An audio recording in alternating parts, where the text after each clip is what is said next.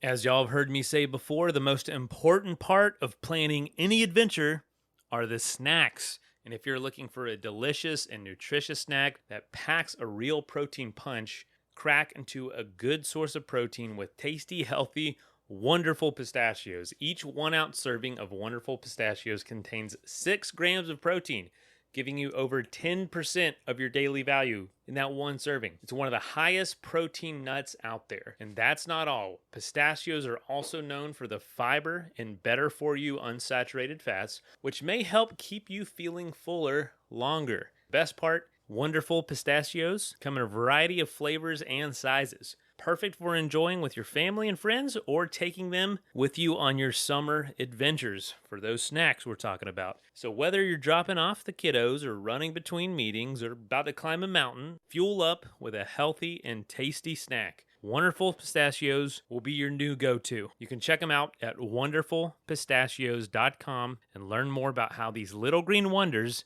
can power up your day.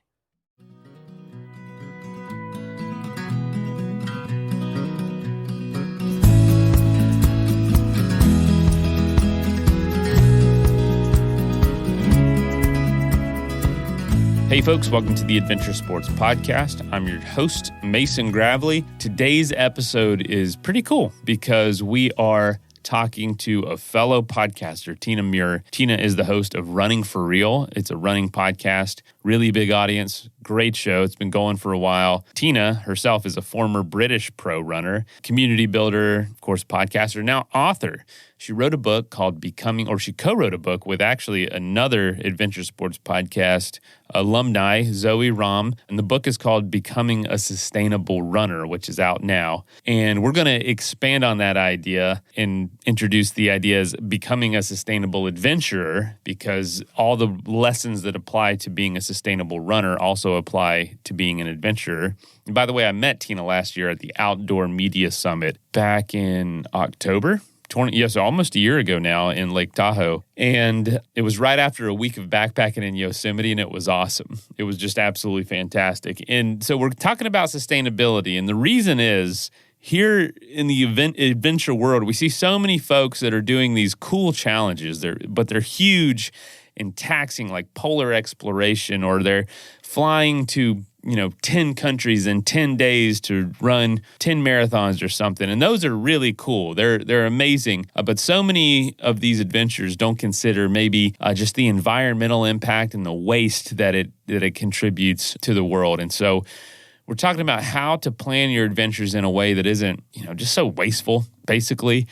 And there's plenty of ways to do it. We have so many examples on this show of how to do adventure without, just making the world a dirtier, less wonderful place to live, or just being overtaxing to the environment. There's plenty of ways to do that. And so we're going to talk about some of those ways, and we're only going to scratch the surface. The book dives into a lot more, becoming a sustainable runner. In what's becoming a tradition, anytime we have a guest on the show that's an author, we're going to do a book giveaway. So for this giveaway, message Adventure Sports Podcast, whether it's a Instagram message, Facebook message, or an email. You can email info@adventuresportspodcast.com. Message the word sustainable. If you do that first, so I guess the folks in the UK have an advantage here because I usually release this early in the morning. Message us first with the words sustainable, and you will get, the first person to do that will win a copy of Becoming a Sustainable Runner. All right, let's go ahead and dive in. All right, folks, welcome to the Adventure Sports Podcast. Fellow podcaster here. So this I was telling Tina a little bit before we recorded. It's always a little nerve-wracking because I'm like, what's my process versus theirs? Is it like, oh, you do that? Well, I do this. But you make it feel very, very comfortable. You reassured me this is how you do it too. But Tina Muir, welcome to the show. Thank you so much for having me. And it's funny how, you sometimes see those Twitter threads or things where they're like, what words that podcasters say really annoy you? And it would be like, let's unpack that, or let's dig into that. And so maybe that's the thing that I'll be like, what is his word that he tends to say? Because I'm very conscious of that now. When I say something that one of those things I'm thinking, oh, those people are thinking, oh, please don't use that phrase. Because, podcasters do tend to say the same things, or let's double click on that or something. Yeah, it's funny. We have little mannerisms. I think mine is probably, no, I'm just kidding. That's like the worst thing you can do as a podcaster. I have plenty of those too. No, that's funny. So yeah, we'll see. I think mine is when someone answers and I say, it's a filler like, oh, very cool, or wow, that's awesome. And then actually have my response. And I've been called on that a few times. So when I edit the show, I will cut those out when someone else edits for me, and not they don't always catch it. So sorry, folks. But well, I always ask this first: where are you coming from today? Where? And if that's not home, where's home for you? But your background, for folks that can't see, we don't record video, so it looks very cozy back there. So I imagine you're at home or close to it. I am at home. I get a lot of comments on my background, which has, for the listeners, a lot of plants in it, some medals, a chair that's probably 20 years old. Oh, wow. It definitely needs reupholstering, but it's just hanging out there. Yes, I am at home, which is St. Louis, Missouri, not where people would expect me to be when they hear my accent. But I am from Great Britain. I'm from just above London, a town called St. Albans in the UK. But I've been in the US for 15 years now, so this feels more like home, although that'll always be my home. But yeah, I'm very much American at this point without actually being a citizen. So a bit of everything. That some of my favorite rappers and barbecue comes from St. Louis. So I thought you were going to say England. I was going to be like, what? From St. Louis. Yeah, that makes more sense. Yes. I didn't know you were based or in St. Louis. That's pretty cool. I love that. Yeah. Yeah. So, well, you host Running for Real podcast, and it's a show that's been going on for quite a while. You've got hundreds of episodes. Fellow podcaster, I'm always like I have to keep myself from talking shop to other podcasters because I want to ask advice. How do you do this? How do you do that? Yeah. But what is that show? Like, what do you talk about? What are some of the topics that really keep you engaged with Running for Real? Yeah, so I launched that in April 2017. And before that, I was hosting a podcast for a company I was working for another year and a half. So I've been podcasting for quite a long time. And so, as you said, keeping it, to keep that energy up week after week, you gotta really find ways to keep it interesting. And especially I've gone through phases where I've done multiple in a week and things like that.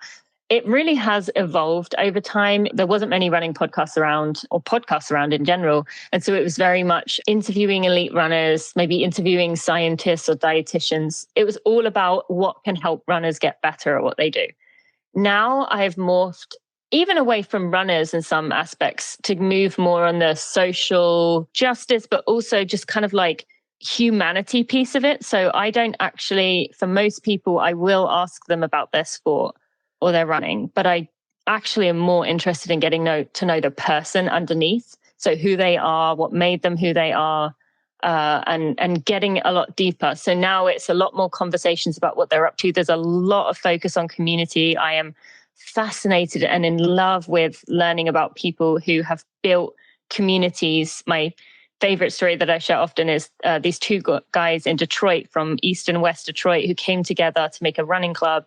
And that's now the largest running club in Michigan. Like, I find that amazing that they've built that network, and so I really like to get to know the stories of people rather than just what makes people, better runners, because that definition to me has changed over time of what makes someone a better runner.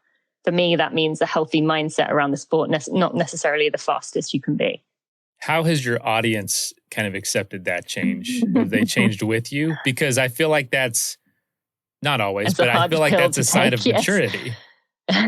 Yeah, I'll be honest. Like I mentioned this to you when we met. I lost people because some people were like, I don't want to hear about this community or this topic that this person's passionate about. I want you to tell me what this Olympian eats for breakfast. I don't care what she cares about, and so I did lose people. And that was hard, like on my ego, honestly, because I'd had one of these top podcasts and I lost a bunch of people in one go.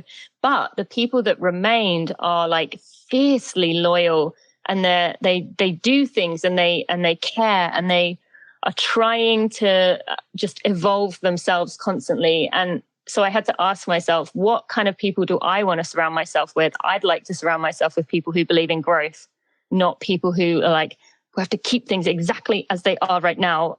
Don't change ever. So it was a worthwhile choice. I try not to talk tons about, personal stories or whatnot when interviewing, but that's really a lot of the change we've gone through. It is not about, different sports. It's really what stories do you have from your adventures and how has it changed you? And again, just like you, deeply fascinated and probably prioritize the stories that have a bigger impact on society, community, or have a bigger purpose behind it than just, a look at me adventure. They're still so fascinating. I don't know what it is about that, but I guess there's this deep-seated need to also make an impact on the world. So maybe that is for you. I don't know. Why do you think that change has happened? Is there this desire yourself to do some of the things that these people that you interview are doing? Yeah, I mean, I think it's some of that. I think partly emotional maturity, as you mentioned, particularly for me when we haven't mentioned this yet, but I was formerly an elite athlete, a pro runner. And in that time, I felt like my life was very selfish. It was all about me. I want to run my fastest. Everyone around me had to dictate their lives to my life. So I think for me, it's partially like I felt like I took a lot during that time. So it's my turn to give, my turn to amplify the people who are giving without expecting in return, because there's so many of those people out there who just are inspiring because they believe in the world and they believe in humans. And we all see it, don't we? Where you see people that are in this tightly knit community where they genuinely want each other to succeed. And that looks like it, and it does, feels really good. Whereas if you're still in that stage of how do I get my best and I get this, then that doesn't feel as good in the long run. And so, yeah, for me, I just wanted to be a part of something bigger than myself. Would you say it's the same for you? What would you say?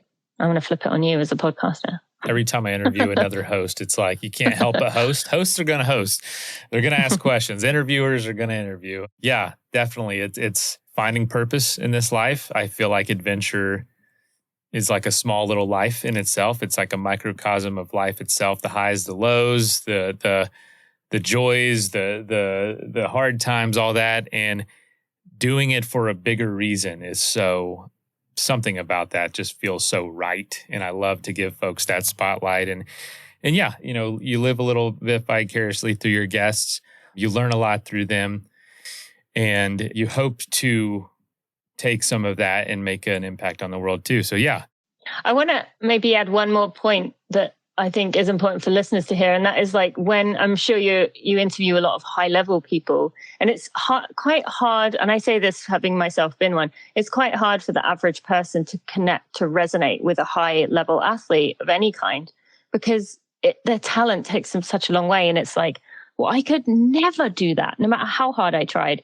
Whereas when you hear the stories of people who are building community or who are doing things for others and they're average people, that inspires you because you think, wow, they're like me. And it just allows you to get a deeper sense of what am I capable of? How can I be a part of this world in a positive way? So I love that piece of it, as well as like hearing everyday stories rather than just stories of people who have these extraordinary talents. So you still work hard, but Yeah, it's unrelatable. It's inspiring. So my scale is like there's a scale that every interview falls on, and it's one end of the spectrum is inspiration, the other one is relatability.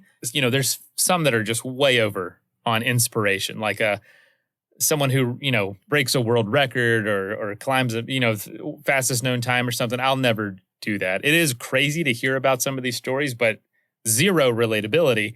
Whereas someone else completely relatable, but I find those just as inspiring. So it's not like it's mutually exclusive. A lot of those people that are just more relatable, it also inspires, but we're always trying to make sure that's balanced. So that if we do have a guest that's pure inspiration, the next one is extremely relatable. And there's plenty of people that are both. But yeah, you're right.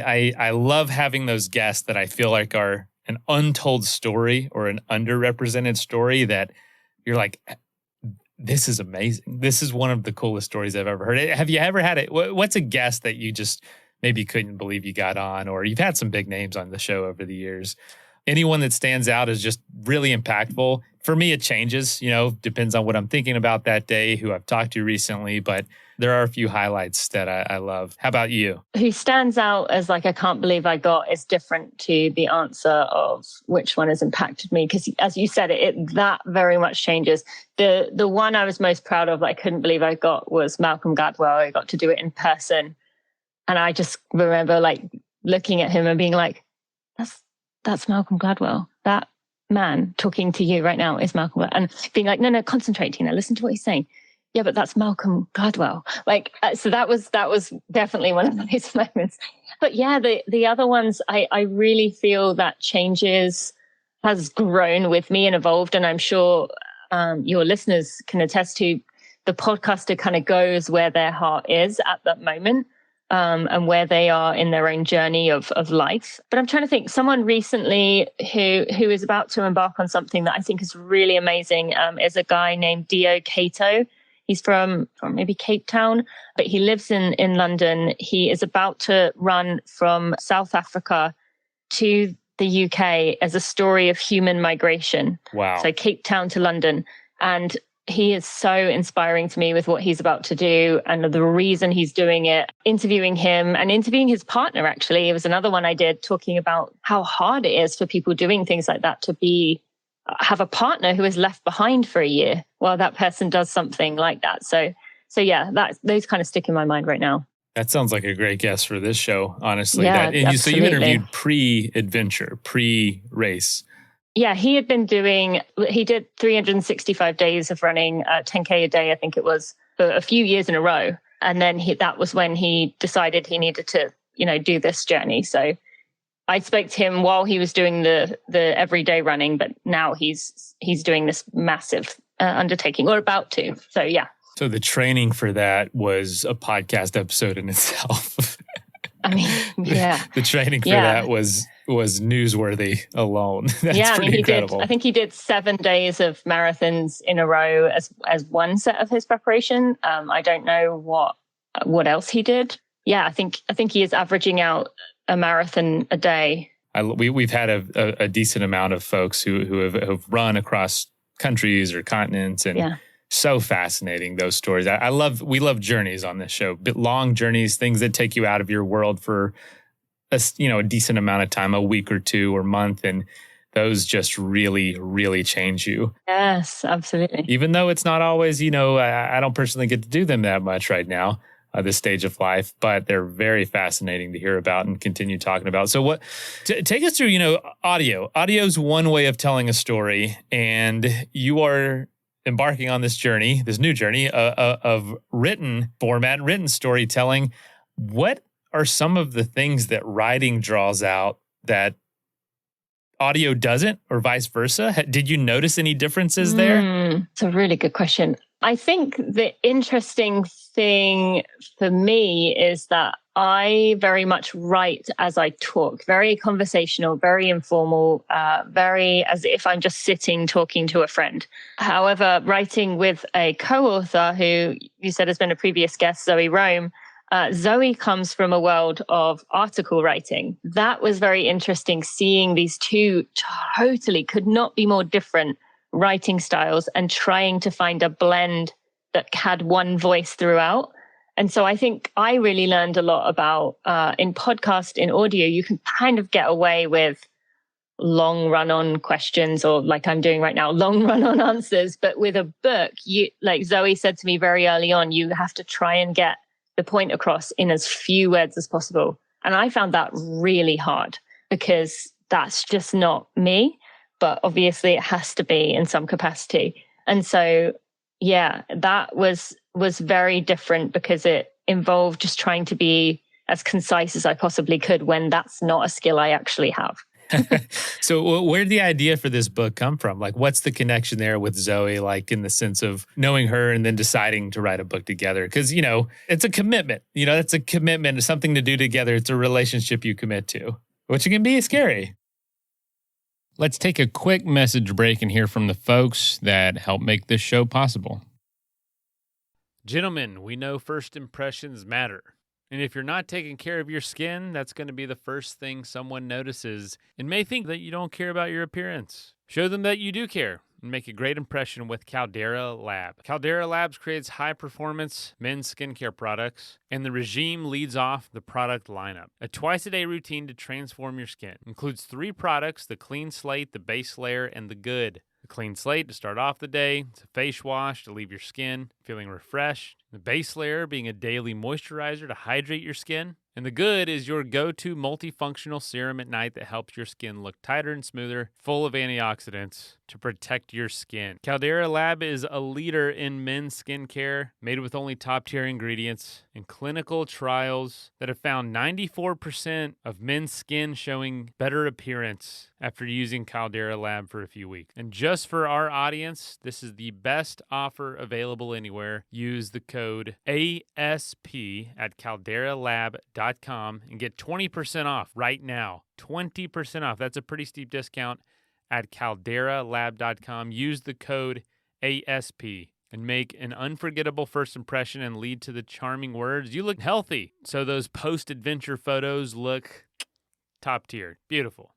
I'm not the most fashionable guy out there, but I do know good style when I see it. And I do take pride in looking nice at work and out on adventures. I want to look the part, but I don't want to be thinking about the gear all the time. And that's why I love Roark. They've done the hard work for me. It's bold, bright, beautiful gear and clothing that's adventure ready, but also work ready and office ready and kind of daily life ready. It's high quality, long lasting gear that will quickly become a regular part of your adventure kit. And what's cool about all Roark's gear is it has a story behind it. They make the journey a part of the story of the product. The team at Roark does a lot of traveling and adventures themselves, and they are inspired by what they see and what they do to make the quality clothing and gear that they sell. So whether that's remote island chains, the streets of Jakarta, kayaking sea trails in Maine, or anything in between, Roark has developed the perfect options for those experiences. In fact, I'm wearing the Roark Bless Up breathable stretch shirt right now, and I have yet to wear this thing and not get comments from other people about how good it looks, about how bright it is, and about how great it is. And by the way, my new podcasting bag is the Accomplice Mule 45-liter bag. It's like a travel bag, but it's perfect for all my podcasting gear and my mic stand and all that. I love it. And whenever I travel, which is often, I don't have to do anything. It's ready to go. So if you're looking to step up your gear and apparel game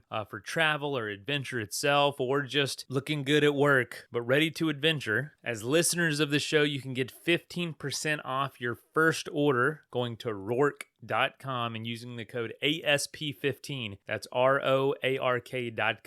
promo code ASP15 for 15% off your first purchase. That is plenty of that for now. Let's get back into the episode. One of the beautiful things out of this is that Zoe and I have come out of this very close. And that's not to say we didn't have times where one of us had a really busy week or something was due and it was like, well, I'm really struggling to get this in. You know, we had many stressful weeks in that way. But we've come out of this very close. We share and confide in each other. We support one another, which has been this beautiful evolution because we've been through this hard thing together. And now we get to celebrate it coming out. But in answer to your question, well, the funny thing is with Zoe specifically, we share this story towards the end of the book, is that we met because I had so many people tell me, do you know Zoe? Do you know Zoe? And I kept saying, no, I don't know who this Zoe is that you're talking about. Anyway, so I followed her on Twitter, and one day she was tweeting about composting. And I, being an environmental advocate, someone who cares about this, I saw that and I thought, right, that's it. I'm reaching out to this Zoe person. And so I reached out and we got on the phone and we just hit it off immediately. So we always say that, you know, our friendship came from a love of composting, which is not something too many people say.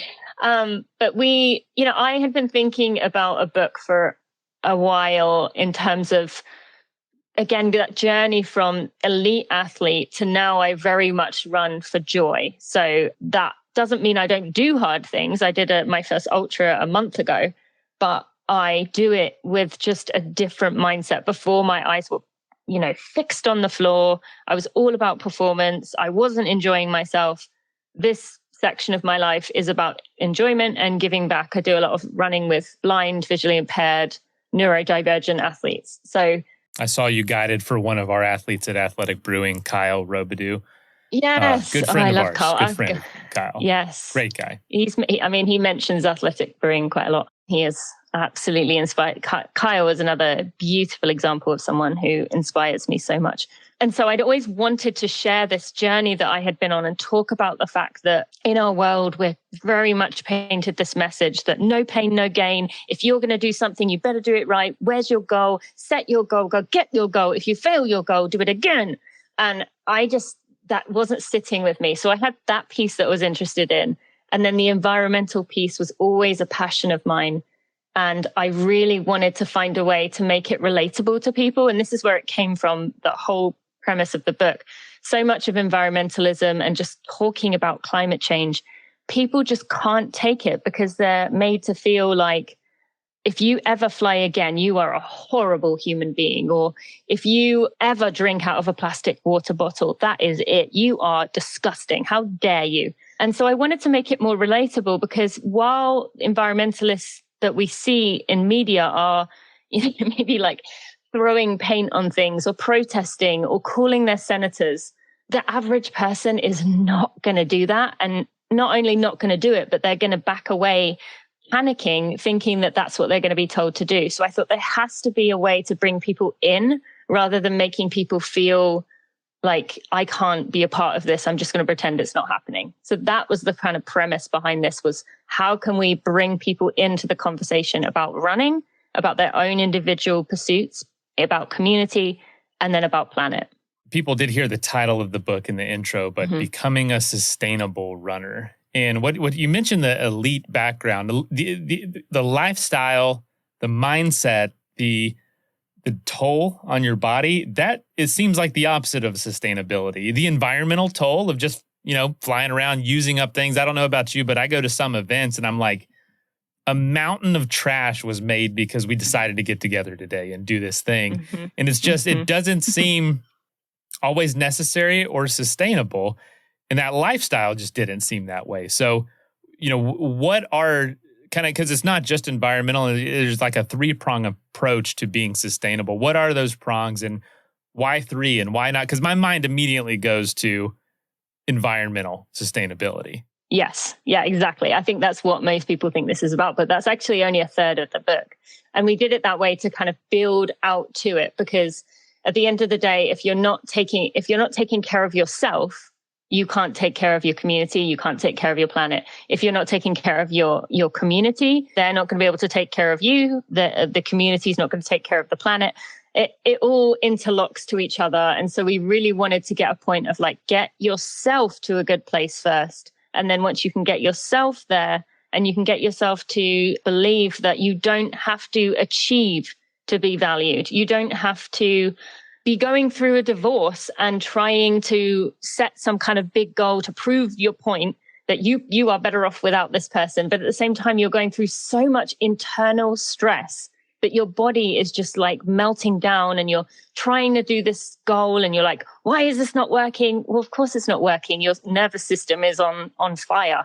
And so we tried to really get people to think about the way that the message that we are pushed in every sense of the word, in terms of body image and the way that we look, in terms of what we're told about needing to buy things or needing to have new things all the time.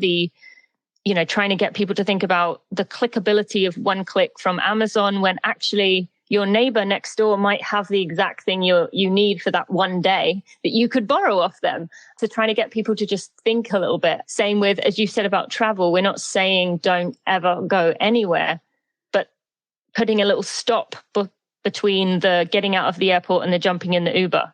Is there a public transport option? So really trying to just break habits, the messages that we've like taken in over our lifetimes, and just get people to think maybe a little bit differently about how to be a more well-rounded person who can then be a part of the community and feel better doing it and start to take action environmentally, even if the action is the tiniest step to start with, like taking a vegetarian burger to a cookout and saying, I'm trying to eat meatless once a week. We're not saying go vegan. We're saying I'm trying to eat meatless once a week, so I brought my own burger. We really hope it's digestible in that way within that personal, community, and planet perspective.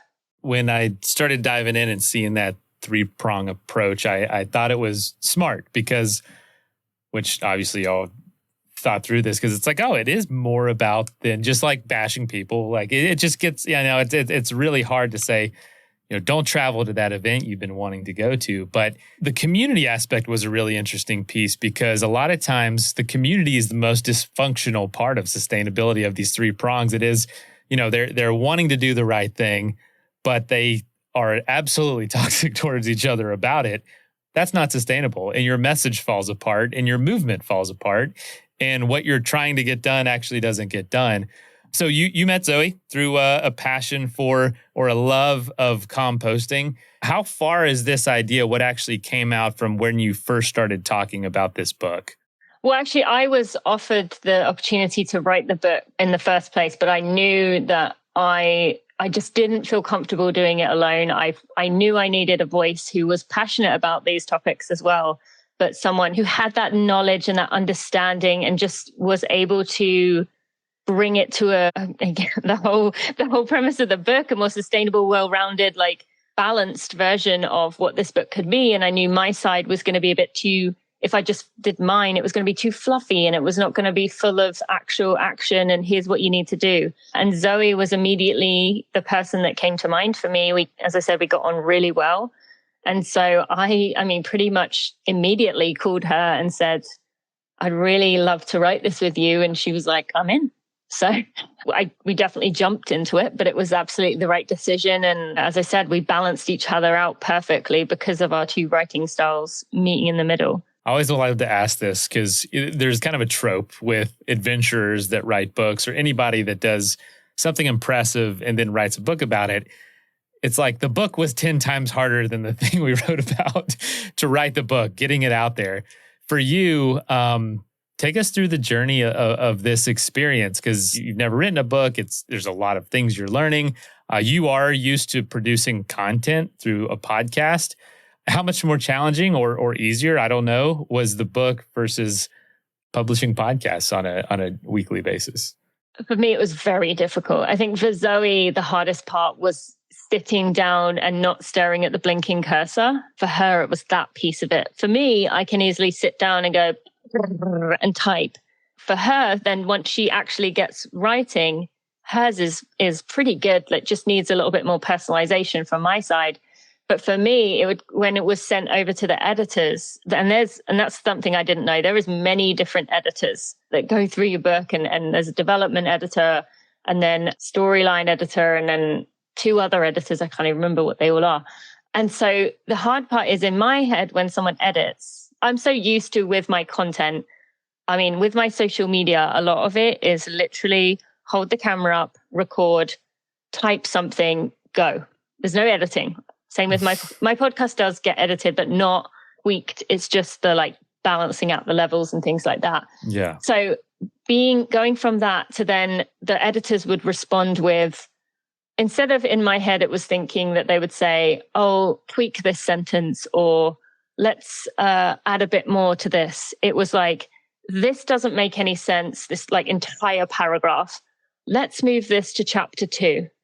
And then so you go through chapter 2 and you're like, where do I put this? So you have to read through it, and then it's not in context. So you have to tweak it again, and then you have to read it again. And it's not so much a case of small things. It's like, redo this whole structure of this chapter, which into your head is like, oh my God, that's 20 pages of moving things around. And you start to, as I'm sure we can all imagine, you start to read, but you're like, yeah, I've read this already. So you're not actually reading it because you're just skimming it.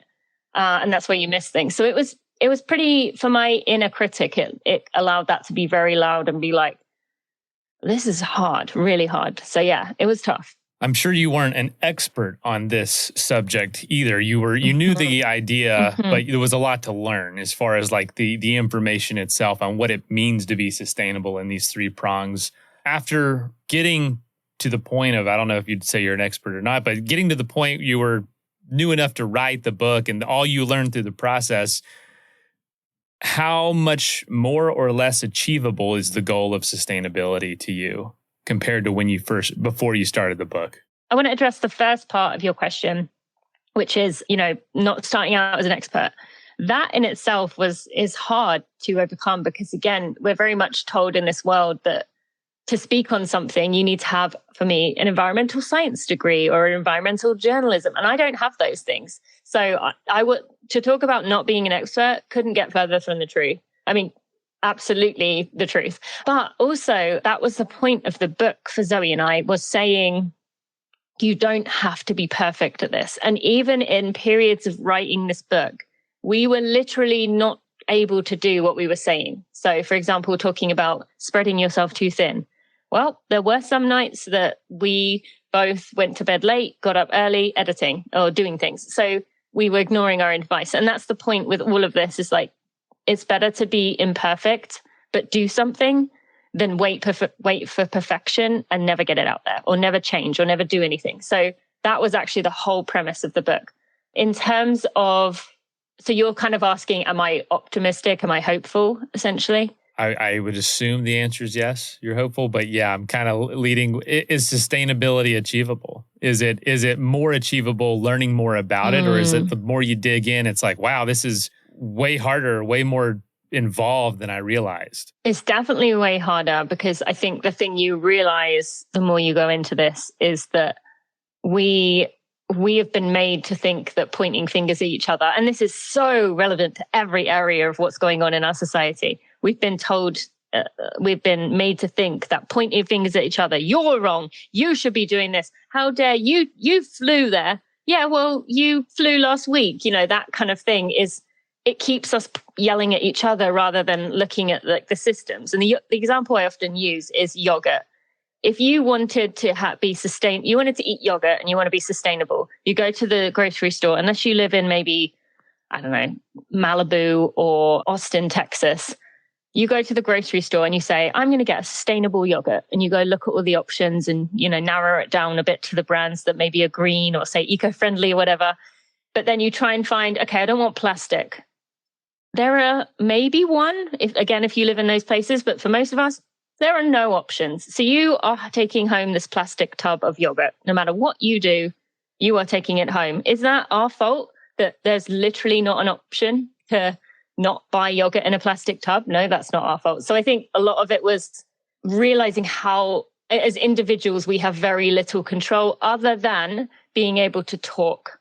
The more we talk, the more this gets in the media, the more this gets in front of people that have power and can make change. So it gave me hope that yes, we can have sustainability, because the biggest thing every single person listening to this podcast can do is talk about it. And as I said, that can be as simple as I'm taking a vegetarian burger to a cookout, or the tortilla wraps that people buy. I'm using that bag to put my cheese in instead of buying a Ziploc bag to put my cheese in. It can just be the tiniest bit of talking. And that, if we get enough talking going, the systems will change. So a bit of both. What are some of the ways that you learned or maybe realized, and maybe this was you or Zoe, that folks have an impact, a negative impact that they might not realize is negative? I meant to bring up an example. Zoe, I think I saw her write one time about how running on a trail can impact like elk communities or elk grazing. Mm-hmm. And I'm like, yeah, but it's true. Mm-hmm. I mean, you go out in the woods and if you're not intentionally trying to tread lightly, I mean, you can really disrupt things, like really disrupt the flow of a morning or a day for a flock of birds or a herd of animals. And it's like, that happens day after day. Or there's a lot of fishing around here. And I'm like, every fish gets a hook in front of its mouth at least once a week. How do they live through that? How do they survive through all that? It adds up. So anyway, I don't know. I thought that was interesting when I read that from Zoe. It is, but I also think, and sometimes things like that's difficult, because that makes us think, oh, well, I just can't even do anything. So what's the point? Like, nothing, I can't win. I can't even go out on the trail because I'm messing up the animal ecosystem. So that's true.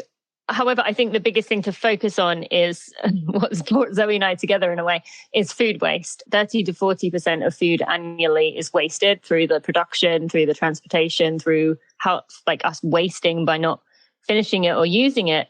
And that is a big contributor to global emissions, but also that by not putting whatever waste you have in, when you put it into a trash bag, because that trash bag is sealed, it's made of plastic, it makes methane, which is 25 to 35 times more potent, which means means stronger than carbon dioxide. So that by having food waste in your trash actually is a really damaging thing that we can all limit. So if there is a compost pickup company in your area, or you have the ability to do it in one of the like rotating drums in your backyard, that is definitely something that people can do. Or if you host events or you do anything with the company you work for that has leftover food, taking that food to food recovery places in your community, again, that brings in the humanity, the community side of it. You're not only reducing food waste, that food is not going in the trash,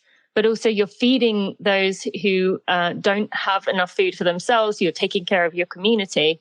Cutting down on food waste is one of the biggest things we can do that has a huge impact, but really doesn't require that much change. And it's not something we tend to think about as like a glamorous way that we can make change. And it sounds like it has a bigger impact than even you realized before really getting into this. Absolutely. Mm-hmm. What about specifically as athletes? I feel like there's a lot of stuff that is involved with a lot of sports. Running is probably the least, just because you need a pair of shoes. But you can go through a pair of shoes pretty fast too. Oh yeah, you going through them constantly. I don't know, like a runner like you, how many pairs of shoes you have to go through for a year. But like, what are some things people can do from that point of view? We're a big advocate on this show for used equipment, taking care, being resourceful. Like half the stuff that I feel like a lot of our folks use, or they get off used sites like Cindy.io or rerouted places to buy and sell used outdoor equipment. What are some other ways? Yeah, that is a huge one. And while running is, maybe lower on the scale with equipment used, I'm sure your listeners have heard some at least conversation about the shoes nowadays are like carbon plated, the super shoes. These shoes, this is one of my pet peeves. These shoes last about 100 miles, which if you think about that a marathon is 26 miles, how many runs you can get in a pair of these shoes? It's like 2 weeks of running in it or less. I mean, could be. So I've never worn a pair of those shoes because I really struggle with them. But in actual answer, so you brought up a lot of it, which is cutting down on the consumption, which again is so easy. So we decide we like a new sport and we pick up rock climbing and we think, oh, well, I got to get myself some gloves. I got to get myself, I don't know any of the terms, you can tell me, like the bag with the chalk in it. Got to get myself the belay thing or whatever that's called. Chalk bag. And so you go buy all of those when there's plenty of community groups like Buy Nothing is my favorite one, which is on Facebook. They'll have it in a lot of communities all around the world, but definitely here in the US, where you can go on there and say, hey, does anyone have this? I'm looking for this. And people will say, yeah, I've got one actually. You can borrow it, you can have it. And the same with, you can also pass your own things on there. So that's one way. You mentioned about other sites. That's a huge thing. By not buying things new, there are some items that need to be new. Shoes, unless, they are very, very much unused, you kind of need your own pair of shoes. Same with, underwear, socks, things like that. But other, outerwear can be bought used. Also fixing things at the Outdoor Media Summit we were at, Nick Wax was there fixing your waterproof rather than buying another one with products like Nick Wax. So there's plenty of ways of repairing things. Patagonia has an amazing repair shop situation where they can repair your items and allow you to get more use out of them. So, I mean, you hit it really by just saying reuse, cutting down. The reason that it's reduce, reuse, recycle, not recycle, reduce, reuse, because the other two are more important than the recycle, which is the one that people focus on. That's the last step. Try to get as many of those cycles in before it gets to that point. Exactly. But Tina, I want to run a marathon on every continent in 7 days, or climb the 7 summits, or do these big challenges that take a ton of energy, take a ton of equipment, take a ton of money. Why can I do that? Let's take a quick message break and hear from the folks that help make this show possible. That is plenty of that for now. Let's get back into the episode.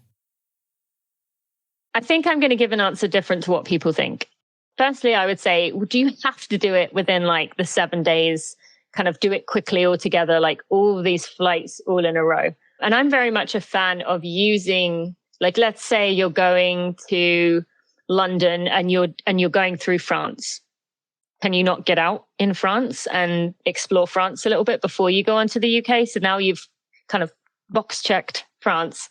Maybe use some public transport if there was somewhere particular you wanted to go. And then you've gone on to the UK. So I'm very much a fan of that. But what I would actually say is, yes, you can do that, but you have to be intentional with your choices in terms of how are you going to make up what you've been doing, the impact that you have had, not just through offsets, which is a whole complicated thing. But when people hit offsets, that word is kind of becoming a bit redundant in many ways because the corporations are basically abusing it. And so the offset means you are putting money into environmental companies that are, making change in a positive way. But when the corporations are buying millions and billions of dollars of these and not changing their ways, it's not actually doing anything. Yeah, these carbon offsets. It's kind of like trying to love your kids through just buying them a ton of presents.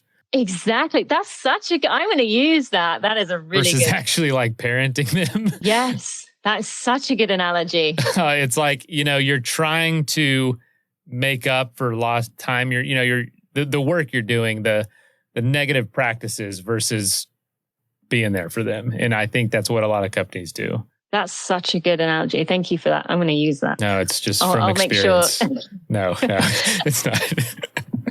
But I would say you can do that. But then, okay, well, then you better be cycling to work every day. You better be prepared to go 5 extra steps with really researching the companies that you are buying things from. If you are going to go anywhere else other than this trip anytime soon, you are looking at taking the train or you are sharing a car with someone else. Like, you can be prepared to do that if it means that much to you, but what are you going to do to balance that back out? What changes are you going to make in your everyday lifestyle so that you can kind of feel good about yourself in doing that? Because otherwise you're going to go, but it's almost going to be a bit tainted because you're thinking about like, oh, I don't feel like a very good human right now for all that I'm doing here and this excess. So if it means that much to you, do it. But just consider the other things in your life that you need to change as well.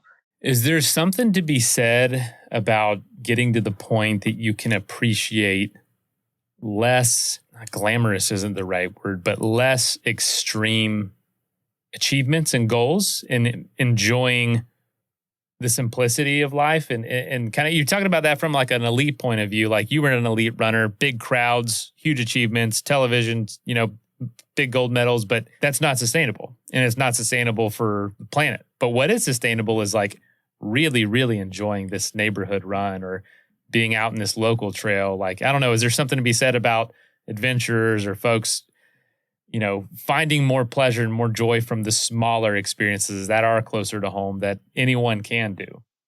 I think that's the point we want to get to. And I actually think about this a lot because of my kids. And anyone with kids will know that, you basically get through Halloween and the next day they're like, how long is it till Christmas? And you're like, just calm down a second. And then Christmas comes and goes or whatever holiday people celebrate in December, January. And then it's like, when's Easter? And so I'm trying to remind my kids of like, there's actually beauty and things to enjoy in each day. We don't want to spend our lives only 12 days till this, only 11 days till this. And so I think that has really made me look at what am I in myself thinking forward to always? Oh, I can't wait for this. I can't wait for that. When actually, and especially when it comes to getting outdoors. I mean, I think we see on social media these pictures of someone in the Grand Canyon or like doing the Appalachian Trail. And we think, oh, well, that's how you that's how you get out in nature, when really you have something near you. And maybe it doesn't look quite as glamorous, but it's still, like you've heard of the term forest bathing. Like if you have trails near you, which I do here in St. Louis, which is not somewhere people would think about for like beautiful trails, is it as stunning as some of the places I've been in the world? Where we were at Outdoor Media Summit, Tahoe? No. But there's so much beauty there in a different way. Even just looking at like a single leaf, I can see like, wow, the intricacy here. But we're so used to, we're like always seeing these like perfection photos. And so we think that's what we have to search for. So I do think that is the goal, where we can get to a point where we can go sit outside in our house. I mean, I'm looking at my trees out the back here, and they're just regular trees. I actually don't know what type of trees they are. But I really try and appreciate those and be thankful that they give me shade and they watch them changing colors. So I think we want to get to the point where we're not just looking for these big hits of things to be enough to be social media worthy or to check off a bucket list item. So absolutely. And that's a big message here on this show is featuring those stories not in those places known for adventure. I tell people my most recent cross-country bike ride, they were like, what's your favorite state? And I went through the Grand Canyon and, the Rockies and all the big landscapes out west. They were like, what was the best part of the trip? And I said, for a number of reasons, Ohio was the best. It was quaint. It was beautiful. It was lush. The people were incredibly friendly. And it was just an amazing experience. One of my favorite hikes this year, and I've hiked coast to coast, in the mountains, alpine, all the way down to the Everglades at sea level. And my favorite hike this year was rural New Jersey. And I thought, why? My expectations were so low. And I was totally blown away by the beauty of this river and the cliffs and this waterfall. And I'm like, I didn't know this was here. And I think the more of the world you see, and the more you realize that everywhere has something really incredible to offer, and it's exotic to somebody, and you can basically almost hijack that point of view of someone seeing it for the first time, because it's all beautiful. It really is. If it's natural, it's beautiful. Doesn't matter where it is, what it looks like. Yeah. I actually when I was guiding one time, my athlete was running the Maui Marathon. And so he asked me to come over there. And so I went to Maui. I've never been to Hawaii. I was blown away by its beauty. But speaking of that, on my lifetime bucket list, I had see the most spectacular sunset. And as I stood there watching this sunset one day, I thought, is this the most spectacular sunset I'll ever see? Is it? But maybe what if it's tomorrow? And then it suddenly dawned on me, like, why do I need to be in Maui to check that off, or one of these spectacular views? So I actually then didn't check it off. And I checked it off in my backyard one day because the sky was still the same beautiful color.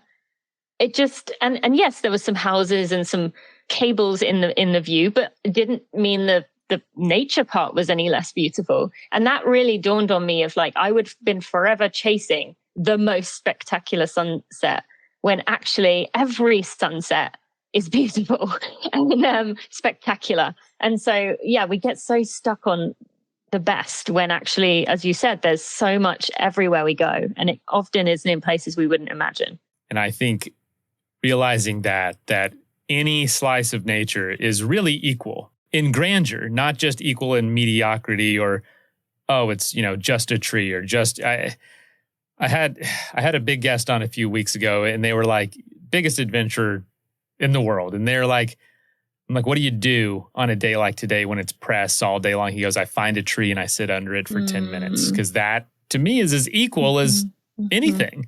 And it is, if you find anything natural at all, it's as equal as the most grand place you can be. And I think that's going to be a really big part of getting people to be more sustainable in their athletic pursuits and their practices, is understanding it's not halfway around the world they need to be. If you have that opportunity and the ability, take it, and be mindful of the impact it has. It doesn't have to be every week and every month or every year that to be a fulfilled life. That's really interesting. Well, can you, as we wrap up, who Who do you know, or is there any example you see who's doing this well, who's kind of living this message you're talking about in the book? Living it well. I mean, I do see quite a lot of examples of people, but usually that one person is focused on a specific element of it. So yeah. One of my best friends, his name is Ryan Montgomery, finished 7th recently at Western States Endurance Run, which was, considered the Super Bowl of ultra running. Ryan runs with so much joy, love, belief, advocacy for the LGBTQ plus community, which Ryan is a member of. And I really feel inspired by Ryan because of this ability to show that you can run at a high level, but you can also do it for your community, with love, with joy, with an understanding that every run is a gift, that you have to take care of yourself. And Ryan is very good at upholding boundaries to make sure that things are sustainable in that way. And then there's quite a lot of environmental athletes that I follow and love. I'm trying to think of one who's maybe a bit outside the running space. That's something a bit different, but no one is really coming to mind in that sense. I do think that I wish I didn't have to bring him up because he's brought up so much as an example. But Kilian Jornet really minimizes flights, talks about climate change, is very outspoken, but also very much loves to get out in nature and show different sides of nature. So those are two people who come to mind for me right now. But again, I'm sure there are outdoor athletes that I know and love who, if I wasn't on the spot, would come to mind. There's so many examples, but the important thing is, find how you can help. And so where will people be able to find the book and tell us some details about getting a copy? Yeah, so Becoming a Sustainable Runner is available in all major retailers here in the US. So you can get it at Target, at Barnes & Noble. You can get it on Amazon. I think those are the major ones, aren't they? If you go to becomingasustainablerunner.com, so that's the name of the book, becomingasustainablerunner.com, that has links to all the retailers, including international ones, including Amazon worldwide.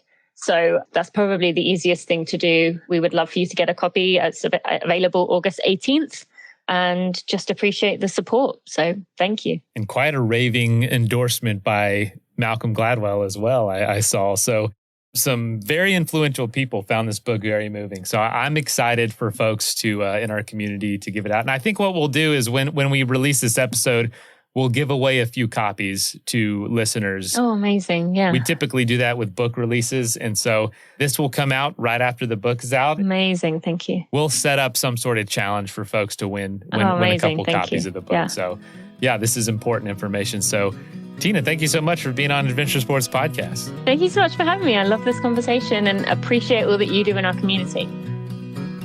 First of all, thank you so much for listening. It means the world to us that you choose to listen to the show. If you'd like to help us further, you can leave a review on iTunes, share us with your friends, your family. It goes a long way to grow in the show. You can also support us financially through patreon.com/adventuresportspodcast. Link is in the show notes. And also, if you have an idea of who could be a good guest for the show, we're always looking for people to tell their story about the outdoors or adventure. So if you know someone, please reach out. Email us at info@adventuresportspodcast.com. And until then, get out there and have some fun.